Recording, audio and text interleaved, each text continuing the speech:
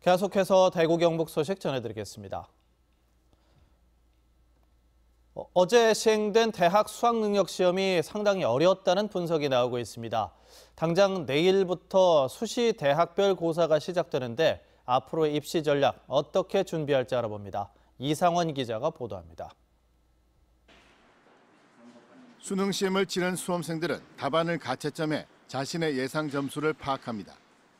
이 가채점 점수를 기준으로 해서 내일부터 시작되는 수시 대학별 고사인 논술 전형과 면접 고사에 응시할지 여부를 결정해야 합니다. 여러 입시 기관들이 자료를 준비하고 있기 때문에 다양한 정보를 꼼꼼히 비교하고 분석하는 것이 중요합니다. 가채점 결과를 가지고 원점수 기준으로 배치 기준표를 만들어서 대학별로 진학 가능한 점수를 발표할 예정이고, 작년과 그리고 올해 실시한 6월, 9월 모평의 비교를 통해서 자신의 위치를 찾도록 도움을 줄 예정입니다. 수능이 어려웠다는 분석이 나오고 있어 정시 합격 가능성을 자신하기 힘들다면 적극적으로 수시 대학별 고사에 응시하는 것이 전략이 될 수 있습니다. 원점수로 비교한 합격 가능점은 표준 점수가 나오면은 많이 달라질 수 있기 때문에 정시 합격 가능점과 본인의 점수가 비슷하거나 조금 낮거나 다소 부족할 경우에는 반드시 대학별 고사에 응시해야 합니다. 다음 달 5일 수능 점수가 발표되면 정시 모집 준비에 들어가게 됩니다.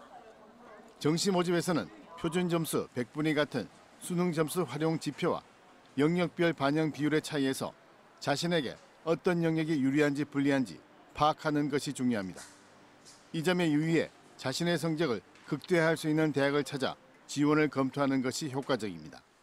MBC 뉴스 이상원입니다. 이번 수능 시험에서 대구에서는 15건의 부정행위가 적발돼 시험이 무효 처리됐습니다.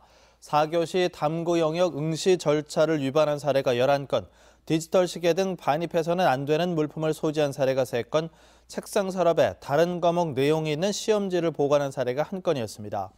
경북 지역에서는 시험이 끝난 뒤 답안지를 표기한 사례 1건, 휴대전화를 가지고 있다 적발된 사례 1건, 4교시 응시 절차 위반 사례 4건 등 6건의 부정행위가 적발돼 시험이 무효 처리됐습니다.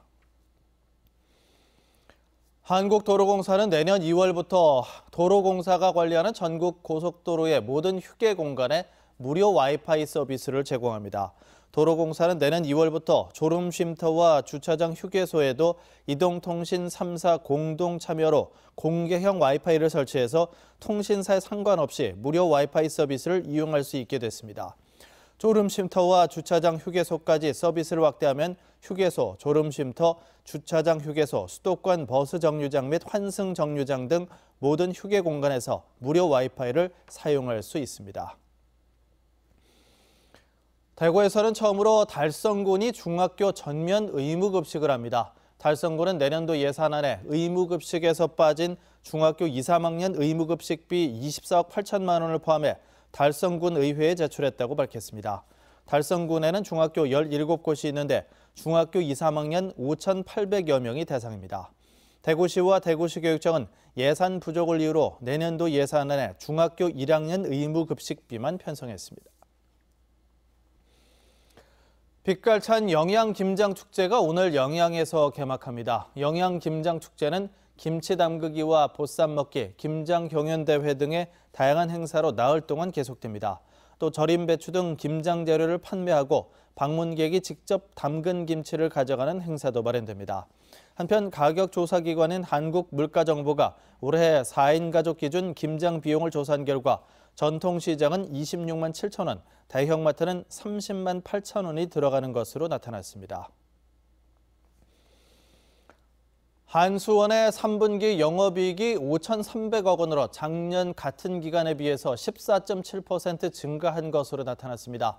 이는 올해 상반기 영업이익 2,200억 원에 비해 낮은 것으로 한수원은 정비를 마치고 정상 가동되는 원자력 발전소가 늘어나면서 원전 이용률이 상승했기 때문이라고 밝혔습니다.